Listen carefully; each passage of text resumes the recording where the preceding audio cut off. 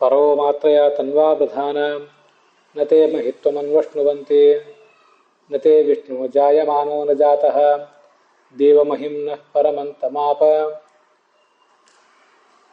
ಚತುಷ್ಶಿಖಂಡಾ ಯುವತಿಸ್ಸುಪೇಶಾ ಘೃತಪ್ರತೀಕಾ ವಯುನಾನಿವಸ್ತೆ ತಸ್ಯಾಂ ಸುಪರ್ಣಾ ವೃಷಣಾ ನಿಪೇತತುರು ಯತ್ರ ದೇವಾದಧಿರೆ ಭಾಗಧೇಯಂ ವೃಷಭಂ ಮಾಸಮಾನಾನಾಂ ಸಪತ್ನಾನಾಂ ಶಾಸಹಿಂ ಹಂತಾರಂ ಶತ್ರುಣಾಂ ಕೃಧಿ ವಿರಾಜಂ ಗೋಪಾತಿಂ ಗವಾಂ. ಶ್ರೀ ಗುರುಭ್ಯೋ ನಮಃ. ಮಹಾಭಾರತಸ್ಯ ಆಶ್ವಮೇಧಿಕಪರ್ವಣಃ ಅಯಂ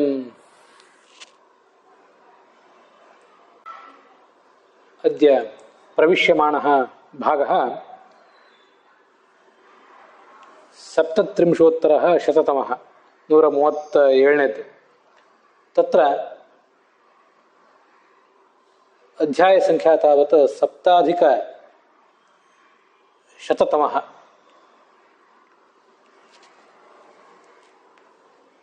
ಯೋಯಂ ಕೃಷ್ಣಃ ನಿತ್ಯೋ ನಿತ್ಯಾನಾಂ ಚೇತನಃ ಚೇತನಾನಾಂ ಏಕಃ ಬಹೂನಾಂ ಯಶ್ಚ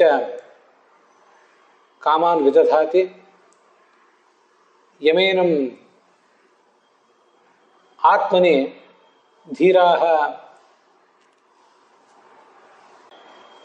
ಅನುಪಶ್ಯಂತಿ ಅಪಿ ಚ ಶಾಶ್ವತೀಂ ಶಾಂತಿಂ ಶಾಶ್ವತಂ ಸುಖಂ ಚ ಭಜಂತೆ.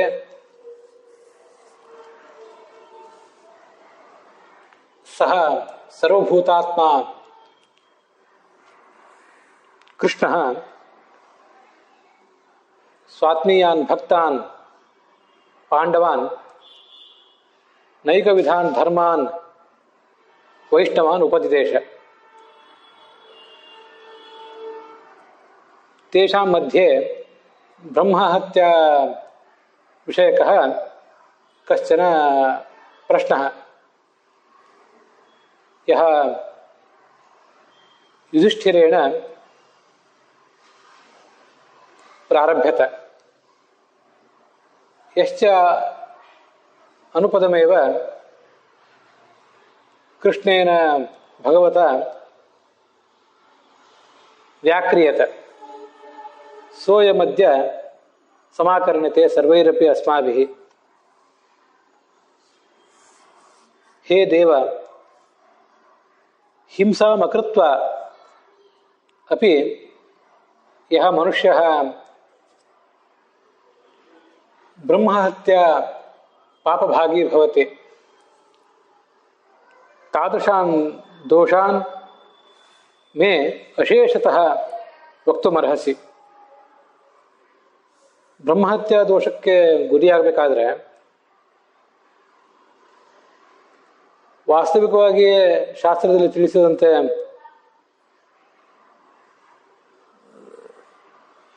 ಬ್ರಾಹ್ಮಣ ಹತ್ಯೆ ಮೊದಲಾದದನ್ನೇ ಮಾಡಿರಬೇಕು ಅಂತೇನಿಲ್ಲ. ಕೆಲವು ಬಾರಿ ಅಂಥ ಯಾವುದೇ ಹಿಂಸೆಯನ್ನು ಮಾಡದೆ ಹೋದರೂ ಕೂಡ ಆ ಪಾಪಕ್ಕೆ ಗುರಿ ಆಗ್ತಾನೆ ಸಾಧಕ. ಅದು ಹೇಗೆ? ಹಾಗೆ ಶಾಸ್ತ್ರದಲ್ಲಿ ನಾನು ಕೇಳಿದ್ದೇನೆ, ಅದನ್ನು ಒಂದಿಷ್ಟು ವಿವರಿಸು ಅಂತ ಕೇಳ್ತಾನೆ. ಆಗ ಕೃಷ್ಣ ಆ ವಿಷಯವನ್ನು ಹೀಗೆ ಧರ್ಮರಾಜನಿಗೆ ವಿವರಿಸಲಿಕ್ಕೆ ತೊಡಗಿದ.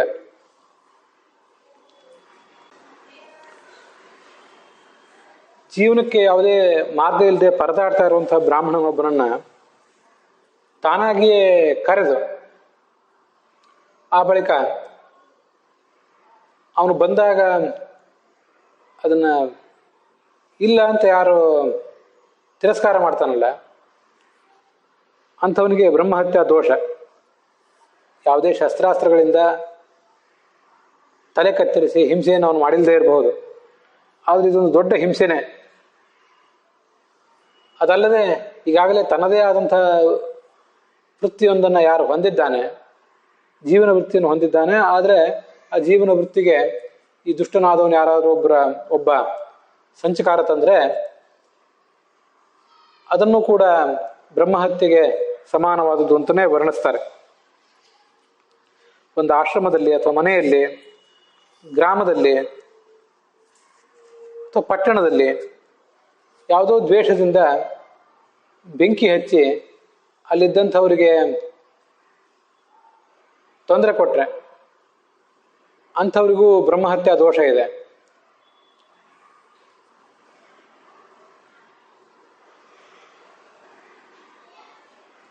ಗೋವುಗಳಿಗೆ ಬಾಯಾರಿಕೆ ಪರಿಹಾರಕ್ಕಾಗಿರುವಂಥ ಒಂದು ಸರೋವರಕ್ಕೆ ಯಾರು ಧಕ್ಕೆ ತಂದು ಒದರ್ತಾರೆ ಅಂಥವರು ಬ್ರಹ್ಮಹತ್ಯೆಯ ದೋಷವನ್ನು ಹೊಂದುತ್ತಾರೆ. ನಾನು ನೋಡ್ತಿರೋ ಪಾಠಗಳಲ್ಲಿ ಒಂದೊಂದು ಕಡೆ ಒಂದೊಂದು ಥರದ ಶ್ಲೋಕಗಳಿವೆ. ಅಲ್ಲಿ ಸಾಧ್ಯ ಆದಷ್ಟು ಎಲ್ಲ ಶ್ಲೋಕಗಳನ್ನು ಕೂಡ ಇಲ್ಲಿ ಜೋಡಿಸಿಕೊಂಡು ಮುಂದುವರಿಯುವಂಥ ಪ್ರಯತ್ನ ಮಾಡಿದ್ದೇನೆ. ವೇದಾದಿ ಶಾಸ್ತ್ರಗಳನ್ನು ಋಷಿಮುನಿಗಳು ರಚಿಸಿದಂತಹ ಸ್ಮೃತಿ ಮೊದಲಾದ ಪುರಾಣ ಮೊದಲಾದ ಕಾವ್ಯಗಳನ್ನು ಯಾರು ನಿಂದಿಸ್ತಾರೋ ಅವನಿಗೆ ಬ್ರಹ್ಮ ಘಾತಕ ಅಂತ ವರ್ಣಿಸ್ತಾರೆ. ಕಣ್ಣಿಲ್ಲದವನ, ಕಾಲಿಲ್ಲದವನ ಸಂಪತ್ತಿಗೆ ಯಾರು ಧಕ್ಕೆ ತರ್ತಾರೆ ಅಂಥವನು ಕೂಡ ಬ್ರಹ್ಮಹತ್ಯಾ ಭಾಗಿಯಾಗ್ತಾನೆ. ಜ್ಞಾನಿಗಳಾದಂತಹ ಗುರು ಹಿರಿಯರನ್ನ, ಗುರುಂ ತ್ವಂಕೃತ್ಯ ಹುಂಕೃತ್ಯ, ಅವರನ್ನು ಏಕವಚನದಲ್ಲಿ ನಿಂದಿಸಿ ಅವರಿಗೆ ತೊಂದರೆ ಕೊಡ್ತಾನ, ಅವನು ಬ್ರಹ್ಮಹತ್ಯಾ ಭಾಗಿದಾರ ಆಗ್ತಾನೆ. ವ್ಯಕ್ತಿಯೊಬ್ಬನ ಹತ್ರ ಇರುವುದು ಸ್ವಲ್ಪವೇ ಸಂಪತ್ತು, ಬಹಳ ಸಂಪತ್ತೇನೋ ಅವನ ಹತ್ರ ಇರ್ಲಿಕ್ಕಿಲ್ಲ. ಅಂಥದನ್ನೇ ಸರ್ವಸ್ವ ಅಂತ ನಂಬಿ ಕಥಂಚಿತ್ ಅವನು ಜೀವನ ನಡೆಸ್ತಾ ಇರ್ತಾನೆ. ಅಂಥವನ ಸಂಪತ್ತಿಗೆ ಭಂಗ ತಂದರೆ ಅದು ಬ್ರಹ್ಮಹತ್ಯೆಗೆ ಸಮಾನವೇ. ಮುಂದೆ ಯುಧಿಷ್ಠಿರ ಕೇಳ್ತಾನೆ, ಯಾವ ದಾನ ಬಹಳ ದೊಡ್ಡ ದಾನ, ಮತ್ತೆ ಯಾವ ಬ್ರಾಹ್ಮಣರ ಅನ್ನವನ್ನ ನಾವು ತಿನ್ನಬಾರದು, ಇದೆಲ್ಲವನ್ನು ಹೇಳು ಅಂತ ಕೇಳ್ತಿದ್ದಾನೆ. ಅದಕ್ಕೆ ಕೃಷ್ಣ ಹೇಳ್ತಾನೆ, ಅನ್ನದಾನ ಅಂತನ್ನೋದು ಬಹಳ ದೊಡ್ಡದು. ಸರ್ವೇಷಾಂ ಅಪಿ ದಾನಾನಾಂ ಎತ್ತು ದಾನಂ ವಿಶಿಷ್ಯತೆ ಅಭೋಜ್ಯಾನ್ನಾಶ್ಚ ಯೇ ವಿಪ್ರಾಹ ತಾನ್ ಪ್ರವೀಹಿ ಸುರೋತ್ತಮ ಅಂತ ಯುಧಿಷ್ಠಿರ ಕೇಳಿದಾಗ, ಅನ್ನಮೇವ ಪ್ರಶಂಸಂತಿ, ಅನ್ನವನ್ನ ಎಲ್ಲರೂ ಕೂಡ ಪ್ರಶಂಸೆ ಮಾಡ್ತಾರೆ. ಅನ್ನದಾನಕ್ಕೆ ಸಮಾನವಾದ ದಾನ ಬೇರೆ ಯಾವುದೂ ಕೂಡ ಇಲ್ಲ ಅಂತ ಅದರ ತಾತ್ಪರ್ಯ. ಅನ್ನವೇ ಪ್ರಾಣಿಗಳ ಬಲವನ್ನು ಹೆಚ್ಚಿಸ್ತದೆ, ಅದನ್ನು ಅವಲಂಬಿಸಿ ಜನ ಎಲ್ಲ ಬದುಕಿದ್ದಾರೆ. ಅದನ್ನು ಹೇಳ್ತಾನೆ. ಅನ್ನಂ ಊರ್ಜಸ್ಕರಂ ಲೋಕೆ ಅನ್ನಾತ್ ಪ್ರಾಣಾಹ ಪ್ರತಿಷ್ಠಿತಾಹ.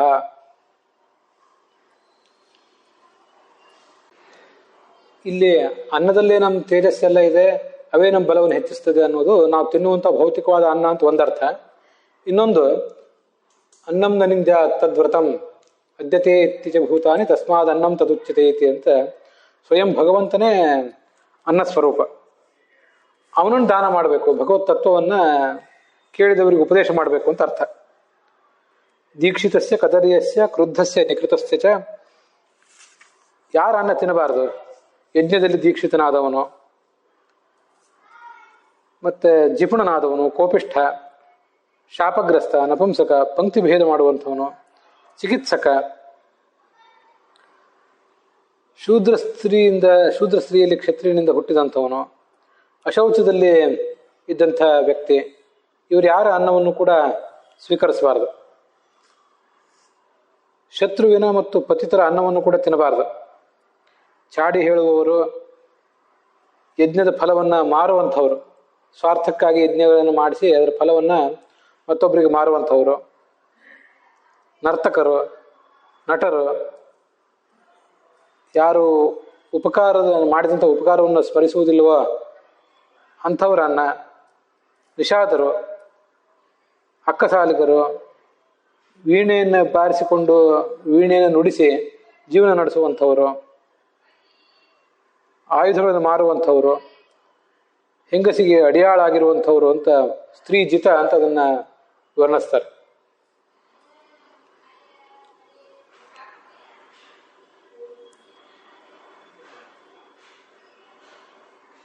ವೈಶ್ಯ ಸ್ತ್ರೀಯಲ್ಲಿ ಕ್ಷತ್ರಿಯನಿಂದ ಹುಟ್ಟಿದಂಥ ವ್ಯಕ್ತಿ, ಅವನ ಅಂಬಷ್ಠ ಅಂತ ಅವನನ್ನ ಮಾಹಿಷಕ ಅಂತ ವರ್ಣನೆ ಮಾಡಿದ್ದಾರೆ. ಅನುರ್ದಶಾನಾಂ ಪ್ರೀತಾನಾಂ, ಸತ್ತವರ ಮನೆಯಲ್ಲಿ 10 ದಿನಗಳವರೆಗೆ ಆ ಭೋಜನ ಮಾಡಬಾರದು.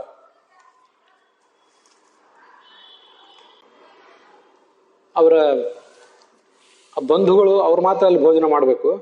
ಬೇರೆ ಬ್ರಾಹ್ಮಣರು ಅಂತ ಕರೆಸ್ಕೊಂಡಿರುವಂಥವ್ರು ಆ ಮನೆಯಲ್ಲಿ ಭೋಜನ ಮಾಡುವಂತಿಲ್ಲ. ಮಾಡಿದರೆ ಕತ್ತೆ ಜನ್ಮ ಬರ್ತದೆ ಅಂತ ಒಂದು ಕಡೆ ಶಾಸ್ತ್ರದಲ್ಲೆಲ್ಲೋ ಕೇಳಿದ ನೆನಪಿದೆ. ಮತ್ತು ವೇಶ್ಯೆಯ ಅನ್ನವನ್ನು ಕೂಡ ತಿನ್ನಬಾರದು. ರಾಜಾನ್ನಂ ತೇಜ ಆದತ್ತೆ,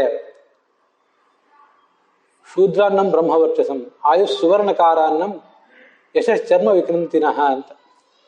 ರಾಜನ ಅನ್ನವನ್ನು ಸ್ವೀಕಾರ ಮಾಡಿದರೆ ಅದು ನಮ್ಮ ತೇಜಸ್ಸಿಗೆ ಹಾನಿಕರ. ಶೂದ್ರನ ಅನ್ನ ಅಂತ ಅನ್ನೋದು ಬ್ರಹ್ಮವರ್ಚಸ್ಸಿಗೆ ಹಾನಿಕರ. ಅಕ್ಕಸಾಲಿಗಿನ ಅನ್ನ ಆಯುಷ್ಯಕ್ಕೆ ಹಾನಿಕರ. ಚಮ್ಮಾರನ ಅನ್ನ ಅದು ನಮ್ಮ ಯಶಸ್ಸನ್ನು ನಾಶ ಮಾಡ್ತದೆ. ದಶವೇಶ್ಯ ಸಮೂಹ ರಾಜ ಅಂತ ಒಂದು ಕಡೆ ಹೀಗೆ ಬಂದಿದೆ. ಈ ರಾಜನ ಹತ್ರ ಇರುವಂಥ ಸಂಪನ್ಮೂಲ ಏನಿದೆ ಅದು ಅನೇಕ ಮೂಲಗಳಿಂದ ಬಂದದ್ದು. ಅದರಿಂದ ಶುದ್ಧವಾಗಿರ್ತದೆ ಅಂತಿಲ್ಲ. ಮತ್ತೆ ರಾಜನು ಕೂಡ ತನ್ನ ಹತ್ರ ಇರುವ ಸಂಪನ್ಮೂಲ ಶುದ್ಧವಾದದ್ದಾದರೂ ಕೂಡ ಅದು ಸರಿಯಾಗಿ ವಿನಿಯೋಗಿಸ್ತಾನೆ ಅಂತಿಲ್ಲ. ಅದಕ್ಕಾಗಿ ಆ ರಾಜರ ಸಂಪತ್ತನ್ನು ಸ್ವೀಕಾರ ಮಾಡಬಾರ್ದು, ರಾಜರ ಅನ್ನವನ್ನು ಸ್ವೀಕಾರ ಮಾಡಬಾರ್ದು ಅಂತ ಅರ್ಥ. ಹಿಂದೆ ಯಜ್ಞದಲ್ಲಿ ದೀಕ್ಷಿತನಾಗಿರುವವನ ಅನ್ನ ಅಂತ ಬಂತು. ಯಜ್ಞದಲ್ಲಿ ದೀಕ್ಷಿತನಾಗಿರುವವನ ಅನ್ನ ಅನ್ನೋದಕ್ಕೆ ಹೀಗೆ ಅರ್ಥ ಮಾಡ್ಕೋಬಹುದು ಅಂತ ನಂದೊಂದು ಆಲೋಚನೆ. ಆ ಯಜ್ಞ ಮುಗಿದ ಮೇಲೆ ಅವನು ಅನ್ನದಾನ ಏನು ಮಾಡ್ತಾನೆ ಅವಾಗ ನಾವು ಅನ್ನ ದಾನ ಸ್ವೀಕಾರ ಮಾಡ್ಬೋದಲ್ಲಿ. ಆದರೆ ಆ ಯಜ್ಞ ಮುಗಿಯುವುದಕ್ಕಿಂತ ಮುಂಚೆ ಅಲ್ಲಿ ಯಾವುದೇ ಥರದ ಅನ್ನದಾನ ಸ್ವೀಕಾರ ಮಾಡಬಾರ್ದು, ಅಲ್ಲಿ ಭೋಜನ ಮಾಡಬಾರ್ದು ಅಂತ ಅದರ ಅಭಿಪ್ರಾಯ ನನಗೆ ಕಾಣಿಸ್ತದೆ.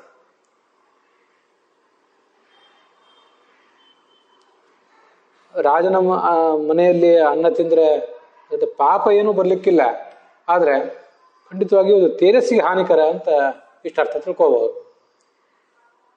ಗಣಾನ್ನಂ ಗಣಿಕಾನ್ನಂಚ, ಜನಸಮೂಹದ ಅನ್ನ, ಒಟ್ಟಾರೆ ದೊಡ್ಡ ಪ್ರಮಾಣದಲ್ಲಿ ಅನ್ನದಾನ ಅಥವಾ ಏನಾದ್ರು ಕಾರ್ಯಕ್ರಮ ಇತ್ಯಾದಿಯಲ್ಲಿ ನಡೆದಿರ್ತದೆ ಅಂಥ ಕಡೆ ಭೋಜನ ಮಾಡಬಾರ್ದು. ಅಲ್ಲಿ ಶುದ್ಧಿ ಇತ್ಯಾದಿಗಳು ಸರಿಯಾಗಿ ಪಾಲಿತ ಆಗೋದಿಲ್ಲ. ಒಂದೊಂದು ಮನೆಯಲ್ಲೇ ಶುದ್ಧವಾದ ರೀತಿಯಲ್ಲಿ ಅನ್ನ ಬೇಯಿಸೋದು ಕಷ್ಟ ಆಗಿರ್ತದೆ. ಅಂಥದ್ರಲ್ಲಿ ಜನಸಮೂಹದಲ್ಲಿ ಭೋಜನ ಆದಾಗ ಅಲ್ಲಿ ಶುದ್ಧಿ ಇರುವುದಿಲ್ಲ. ಆದ್ದರಿಂದ ಅದನ್ನು ತಿನ್ನಬಾರದು ಅಂತ ಹೀಗೆ ಹೇಳಿದಂತೆ ಅಭಿಪ್ರಾಯ ಕಾಣಿಸ್ತದೆ.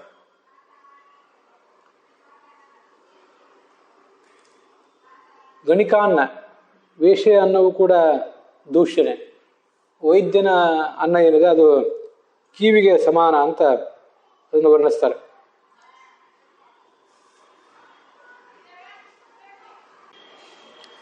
ಈ ನಡುವೆ ಕೆಲವು ಶ್ಲೋಕಗಳಲ್ಲಿ ಕೇಳಿ ಬರ್ತವೆ ಬೇರೆ ಬೇರೆ ಪಾಠಗಳಲ್ಲಿ.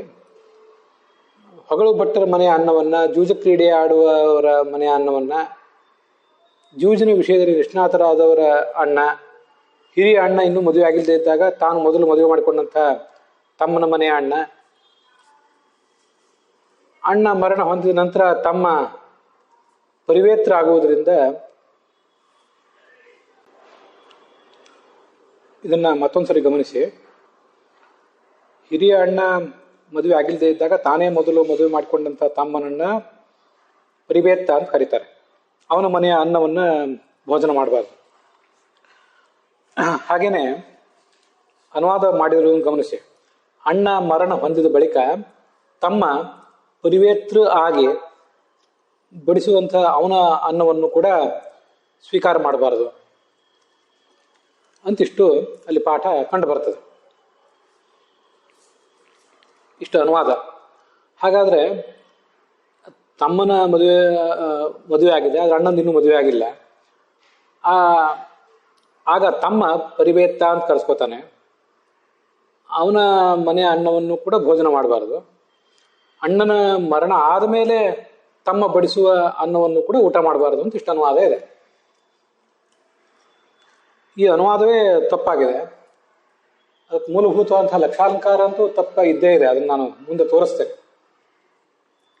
ಪರಿವೇತ್ತ ಅನುಜಃ ಅನೂಢೆ ಜ್ಯೇಷ್ಠೆ ದಾರ ಪರಿಗ್ರಹಾತ್ ಪರಿವಿತ್ತಿಸ್ತು ತಜ್ಜಾಯ ಇತ್ಯಮರಃ. ಲಕ್ಷಾಲಂಕಾರ ಏನು ಹೇಳಿದೆ? ಲಕ್ಷಾಲಂಕಾರ ಅಂದ್ರೆ ಅನೂಢೆ ಜ್ಯೇಷ್ಠೆ, ಅಣ್ಣನಾದ್ರೂ ಮದುವೆ ಮಾಡ್ಕೊಳ್ಳದೆ ಇದ್ದಾಗ ಮದುವೆ ಮಾಡಿಕೊಂಡಂತಹ ಕನಿಷ್ಠನನ್ನ, ತಮ್ಮನನ್ನ ಪರಿವೇತ್ತ ಅಂತ ಕರೀತಾರೆ. ಅವನ ಪತ್ನಿಯೇ ಪರಿವಿತ್ತಿ ಅಂತ ಅರ್ಥ ಹೇಳಿದ್ದಾರೆ. ಲಕ್ಷಾಲಂಕಾರದ ಅರ್ಥ ಇದೆ. ಅದಕ್ಕೆ ಅಮರಕೋಶವನ್ನು ಅವರು ಉದಾಹರಣೆಯನ್ನು ಕೊಟ್ಟಿದ್ದಾರೆ. ಪರಿವೇತ್ತ ಅಂದ್ರೆ ಅಣ್ಣನ ಮದುವೆ ಆಗದೆ ಇದ್ದಾಗ ಮದುವೆ ಮಾಡ್ಕೊಂಡಂತಹ ತಮ್ಮ, ಪರಿವಿತ್ತಿ ಅಂದ್ರೆ ಅವನ ಹೆಂಡತಿ ತಜ್ಜಾಯ ಅಂತ. ಆ ಪರಿವಿತ್ತಿಯನ್ನು ಪ್ರತ್ಯೇಕವಾಗಿ ಯಾಕೆ ಕೊಟ್ಟಿದ್ದಾರೆ ಅಂದ್ರೆ ಭರ್ತೃಮರಣ ಅನಂತರಮಪಿ ಪರಿವಿತ್ತೇ ಅನ್ನಂ ನ ಗ್ರಾಹ್ಯಂ ಇತಿ ಸೂಚನಾಯ ಪೃಥಗ್ರಹಣ. ಅಣ್ಣನ ಮದುವೆ ಆಗಿಲ್ಲದೆ ಇದ್ದಾಗ ತಾನೇ ಮದುವೆ ಮಾಡಿಕೊಂಡಂತಹ ತಮ್ಮನ ಮನೆಯ ಅನ್ನವನ್ನು ಸ್ವೀಕಾರ ಮಾಡಬಾರದು. ಅದಷ್ಟೇ ಅಲ್ಲ, ಆ ತಮ್ಮ ತೀರ್ಕೊಂಡ ಮೇಲೆ ಕೂಡ ಭರ್ತೃ ಅಂದ್ರೆ ಆ ತಮ್ಮ, ಆ ಹೆಂಗಸಿನ ಗಂಡ, ಅವನು ಮರಣಿಸಿದ ಬಳಿಕನೂ ಕೂಡ ಪರಿವಿತ್ತಿ ಅಂದ್ರೆ ಅವನ ಹೆಂಡತಿ ಏನಿದ್ದಾಳೆ ಅವಳ ಅನ್ನವನ್ನ ಸ್ವೀಕಾರ ಮಾಡಬಾರದು ಅಂತ ಅದಕ್ಕಾಗಿ ತಿಳಿಸ್ಲಿಕ್ಕೋಸ್ಕರ ಪರಿವಿತ್ತಿ ಅಂತ ಪ್ರತ್ಯೇಕವಾಗಿ ಹೇಳಿದ್ದಾರೆ ಅಂತ ಲಕ್ಷಾಲಂಕಾರ ಅದನ್ನು ವ್ಯಾಖ್ಯಾನ ಮಾಡಿದೆ. ಆಗ ಲಕ್ಷಾಲಂಕಾರ ಮೂಲದ ಪ್ರಕಾರ ಅಣ್ಣನ ಮದುವೆ ಆಗಿಲ್ಲದೆ ಇರುವಾಗ ತಮ್ಮ ಏನಿದ್ದಾನೆ ಪರಿವೇತ್ತ ಅವನ ಮನೆಯಲ್ಲಿ ಭೋಜನ ಮಾಡಬಾರದು. ಮತ್ತೆ ಆ ತಮ್ಮ ತೀರ್ಕೊಂಡ ಮೇಲೂ ಕೂಡ ಅವನ ಹೆಂಡತಿ ಏನು ವಿಧವೆ ಇದ್ದಾಳೆ ಅವಳೊಂದು ವೇಳೆ ಶುದ್ಧ ಮಡಿಯಲ್ಲಿ ಮಾಡಿ ಬಡಿಸಿದ್ರು ಕೂಡ ಅವಳ ಮನೆಯಲ್ಲಿ ಭೋಜನ ಮಾಡಬಾರದು. ಇದು ಲಕ್ಷಾಲಂಕಾರದ ಅರ್ಥ. ಅದನ್ನ ಈ ಅನುವಾದ ಮಾಡುವವರು ಸರಿಯಾಗಿ ಗಮನಿಸಿಲ್ಲ. ಅವ್ರು ಏನ್ ಮಾಡಿದ್ದಾರೆ, ಆ ತಮ್ಮನ ಮನೆಯ ಅನ್ನವನ್ನ ಊಟ ಮಾಡಬಾರದು ಸರಿ, ಅಣ್ಣ ಮರಣ ಹೊಂದಿದ ಬಳಿಕ ತಮ್ಮ ಪರಿವೇತ್ರವಾಗಿ ಬಡಿಸುವ ಅನ್ನವನ್ನು ಸ್ವೀಕಾರ ಮಾಡಬಾರದು ಅಂತ ಅದನ್ನ ಅನುವಾದ ಮಾಡಿದ್ದಾರೆ. ಅಣ್ಣ ಮರಣ ಹೊಂದಿದ ಬಳಿಕ ಅಂತ ಅಲ್ಲಿರೋದು ಭರ್ತೃ ಮರಣ ಅನಂತರ ಮತ್ತು ಗಂಡ ಮರಣ ಹೊಂದಿದ ಬಳಿಕ, ಗಂಡ ಅಂದ್ರೆ ಆ ತಮ್ಮ, ಅವನು ಮರಣ ಹೊಂದಿದ ಬಳಿಕ ಅಂತ ಅಲ್ಲಿರೋದು. ಆ ಪರಿವಿತ್ತಿ ಆದ್ರೆ ಆ ಹೆಣ್ಣು ಮಗಳು ಮಹಿಳೆಯರಿದ್ದಾಳೆ ಅವಳು ಬಡಿಸುವ ಭೋಜನವನ್ನು ಸ್ವೀಕಾರ ಮಾಡಬಾರದು ಅಂತ ಅಲ್ಲಿರೋದು. ಅದನ್ನು ಈ ಅನುವಾದ ಮಾಡುವವರು ತಿಳ್ಕೊಳ್ಳಿಲ್ಲ. ಲಕ್ಷಾಲಂಕಾರ ಇಂಥ ಪ್ರಮಾದಗಳನ್ನು ಅನೇಕ ಬಾರಿ ಮಾಡೇ ಇದೆ. ಆ ಪ್ರಮಾದವನ್ನು ಇವರು ಸರಿಯಾಗಿ ಅರ್ಥ ಮಾಡ್ಕೊಳ್ಳದೆ ಕೋಶಗಳನ್ನು ಗಮನಿಸದೆ ಸ್ಮೃತಿಗಳನ್ನು ಗಮನಿಸದೆ ಅನುವಾದವನ್ನು ಕೂಡ ಹಾಳು ಮಾಡಿದ್ದಾರೆ. ಈಗ ಆ ಪರಿವಿತ್ತಿಸ್ತು ತಜ್ಜಾಯ ಅಂತ ಏನಿದೆಯಲ್ಲ, ವಸ್ತುತಃ ಪರಿವಿತ್ತಿ ಅಂದ್ರೆ ಅಣ್ಣನ ಮದುವೆ ಆಗಿಲ್ಲದೆ ಇದ್ದಾಗ ಮದುವೆ ಮಾಡಿಕೊಂಡಂತಹ ತಮ್ಮನ ಹೆಂಡತಿ ಅಲ್ಲ. ಪರಿವೇತ್ತ ಅಂದ್ರೆ ತಮ್ಮ ಹೌದು, ಆದ್ರೆ ಪರಿವಿತ್ತಿ ಅಂದ್ರೆ ಜಾಯ ಹೆಂಡತಿ ಅಲ್ಲ. ಕೋಶದಲ್ಲಿ ಅಮರಕೋಶದಲ್ಲಿ ಇರುವುದು ತಜ್ಜಾಯಾನ್ ಅಂತ. ತಜ್ಜಾಯಾನ್ ಜಕಾರಕ್ಕೆ ಯಕಾರದ ಒತ್ತಿದೆ, ಮುಂದೆ ಮತ್ತೊಂದು ಯಕಾರ ಇದೆ, ಮುಂದೆ ನಕಾರ ಇದೆ. ಆ ಅಣ್ಣನಿಗೆ ಪರಿವಿತ್ತಿ ಅಂತಾರೆ. ಮತ್ತೆ ತಮ್ಮನನ್ನ ಪರಿವೇತ್ತ ಅಂತ ಹೀಗೆ ಹೇಳ್ತಾರೆ. ಪ್ರಾಯ ಲಕ್ಷಾಲಂಕಾರಕಾರರಿಗೆ ಸ್ಮೃತಿಗಳು ಏನು ಹೇಳ್ತವೆ ಅಂತ ಅನ್ನೋದನ್ನ ನೋಡುವ ವ್ಯವಧಾನ ಇಲ್ಲ. ಮತ್ತೆ ಅಮರಕೋಶ ಏನು ಹೇಳಿದೆ ಅದು ಕೂಡ ಸರಿಯಾಗಿ ಅವರಿಗೆ ಗಮನಕ್ಕೆ ಬರಲಿಲ್ಲ ಅಂತ ಕಾಣಿಸ್ತದೆ. ಜ್ಯಾಯಾನ್ ಅಂದ್ರೆ ಅಣ್ಣ, ಅದನ್ನ ಅವ್ರು ತಿಳ್ಕೊಳ್ಳಿಲ್ಲ. ಜಾಯ ಅಂದ್ರೆ ಹೆಂಡತಿ ಅಂತ ಅದನ್ನ ಓದಿಬಿಟ್ಟಿದ್ದಾರೆ. ತಪ್ಪು ಓದಿ ತಪ್ಪು ಅರ್ಥ ಬರೆದು ಮಹಾಭಾರತದ ಶಬ್ದಗಳಿಗೂ ಕೂಡ ತಪ್ಪು ಅರ್ಥ ಬರೆದು ಒಟ್ಟಾರೆ ಇಡೀ ಶಬ್ದವನ್ನೇ ಹಾಳು ಮಾಡಿದ್ದಾರೆ. ಆ ಅಣ್ಣನ ಮನೆಯಲ್ಲೂ ಭೋಜನ ಮಾಡಬಾರದು, ತಮ್ಮನ ಮನೆಯಲ್ಲೂ ಭೋಜನ ಮಾಡಬಾರದು ಅಂತ ಅದರ ಮೂಲ ಅರ್ಥ. ತಮ್ಮನ ಮದುವೆ ಆಗಿದ್ರೂ ತಾನು ಮದುವೆ ಮಾಡಿಕೊಳ್ಳದೆ ಇರುವ ಅಣ್ಣ, ಅವನ ಮನೆಯಲ್ಲೂ ಭೋಜನ ಮಾಡಬಾರ್ದು. ಮತ್ತೆ ಅಂತ ತಮ್ಮ ಏನಿದ್ದಾನೆ ಅಣ್ಣನ ಮದುವೆ ಆಗದೇ ಇದ್ದಾಗ ತಾನು ಮಾಡಿಕೊಂಡಿರುವ ತಮ್ಮ, ಅವನ ಮನೆಯಲ್ಲೂ ಭೋಜನ ಮಾಡಬಾರದು ಅಂತ ಮೂಲ ಅರ್ಥ. ಆ ಮೂಲ ಅರ್ಥವನ್ನು ಸರಿಯಾಗಿ ಗ್ರಹಿಸದೆ ಜಾಯಾನ್ ಅಂದ್ರೆ ಅಣ್ಣ ಅನ್ನೋದನ್ನು ತಿಳಿಯದೆ ಜಾಯ ಅಂದ್ರೆ ಹೆಂಡತಿ ಅಂತ ಅರ್ಥ ಇಟ್ಕೊಂಡು ಲಕ್ಷಾಲಂಕಾರ ಅರ್ಥ ಹಾಳು ಮಾಡಿದೆ. ಆ ಲಕ್ಷಾಲಂಕಾರ ಹೇಳಿದ ಅರ್ಥವನ್ನೂ ಗ್ರಹಿಸದೆ ಅನುವಾದಕಾರರು ಮತ್ತಷ್ಟು ಹಾಳು ಮಾಡಿದ್ದಾರೆ. ಅಷ್ಟೇ ಇಲ್ಲಿ ಸಂಕ್ಷಿಪ್ತವಾಗಿ ಹೇಳಿದ್ದೇನೆ. ಹಿಂದೆ ಮಹಾಭಾರತದ ಶಾಂತಿ ಪರ್ವದ 117ನೇ ಭಾಗ, ಅಲ್ಲದು ಈ ಶಾಂತಿ ಪರ್ವದ 165ನೇ ಭಾಗದಲ್ಲಿ 165ನೇ ಅಧ್ಯಾಯದಲ್ಲಿ ಈ ವಿಷಯ ಬಂದಿದೆ. ಅದು ವಾವಿಳ್ಯ ರಾಮಸ್ವಾಮಿ ಶಾಸ್ತ್ರಿಗಳ ಪಾಠದ ಪ್ರಕಾರ 144ನೇ ಅಧ್ಯಾಯ, ಟಿ ಆರ್ ಕೃಷ್ಣಾಚಾರ್ಯ ಪಾಠದ ಪ್ರಕಾರ 163ನೇ ಅಧ್ಯಾಯ. ಆ ಶಾಂತಿ ಪರ್ವದಲ್ಲೇ ಎರಡು ಕಡೆ ಅದು ಬಂದಿದೆ. ಅದೆಲ್ಲ ಅಸ್ತವ್ಯಸ್ತ ಆಗಿದೆ. ಆ ಲಕ್ಷಾಲಂಕಾರವೇ ಹಿಂದೆ ಹೇಳುವ ಅರ್ಥಕ್ಕೂ ಮುಂದೆ ಹೇಳುವ ಅರ್ಥಕ್ಕೂ ಯಾವುದೇ ಸಂಬಂಧ ಇಲ್ಲ. ಅದೆಲ್ಲವನ್ನು ಕೂಡ, ಆ ದೋಷಗಳೆಲ್ಲವನ್ನು ಕೂಡ ಅಲ್ಲೇ ಹೇಳಿದ್ದೇನೆ. ಅದನ್ನ ಮತ್ತೊಂದು ಬಾರಿ ಈ ನಾವೀಗ ನೋಡ್ತಿರುವಂಥ ಈ ಆಶ್ವಮೇಧಿಕ ಪರ್ವದ ಧ್ವನಿ ಮುದ್ರಣವನ್ನು ಕೇಳಿದ ಮೇಲೆ ಅದನ್ನು ಮತ್ತೊಂದು ಬಾರಿ ಕೇಳಬೇಕು. ಅದನ್ನು ಇಲ್ಲೂ ಕೂಡ ಎಲ್ಲರ ಸೌಲಭ್ಯಕ್ಕಾಗಿ ಕಳಿಸಿರ್ತೇನೆ. ಲಕ್ಷಾಲಂಕಾರ ಮಾಡುವಂಥ ಪ್ರಮಾದಗಳನ್ನು ಗಮನಿಸಿ. ಲಕ್ಷಾಲಂಕಾರವನ್ನು ತಿದ್ದಲಿಕ್ಕಾಗೋದಿಲ್ಲ, ನಮ್ಮನ್ನಾದರೂ ನಾವು ರಕ್ಷಿಸ್ಕೊಳ್ಳೋಣ, ಮಹಾಭಾರತದ ಶುದ್ಧ ಅರ್ಥವನ್ನು ಗ್ರಹಿಸೋಣ. ಯಾರಿಗಾದರೂ ಇದು ಕಿವಿಗೆ ಬಿದ್ದರೆ ಲಕ್ಷಾಲಂಕಾರದ ಬಗ್ಗೆ, ಅದು ಮಾಡಿರುವ ತಪ್ಪುಗಳ ಬಗ್ಗೆ ಇನ್ನಾದರೂ ಕಣ್ ತೆರೆಯಲಿ ಅಂತ ಉದ್ದೇಶದಿಂದ ಅದನ್ನು ಹಾಕಿರ್ತೇನೆ. ಇಂಥ ಬೇಜವಾಬ್ದಾರಿತನಗಳನ್ನು ನೋಡಿ ಸಹಿಸಿಕೊಳ್ಳಿಕ್ಕಾಗದೆ ತುಂಬ ನೊಂದ್ಕೊಂಡು ಇದನ್ನೆಲ್ಲ ಹೇಳ್ತಾ ಇದ್ದೇನೆ. ಆ ಶಾಂತಿ ಪರ್ವದಲ್ಲಿ ಹೇಳಿದ್ದನ್ನು ಕೂಡ ಎಲ್ಲರೂ ಕೂಡ ಗಮನ ಇಟ್ಟು ಕೇಳಬೇಕು. ಅಲ್ಲಿಗೆ ಈ ಭಾಗ ಸಮಾಪ್ತವಾಗಿದೆ. ಮುಂದೆ ಶಾಂತಿ ಪರ್ವದ ಭಾಗವನ್ನೇ ಕೇಳೋಣ.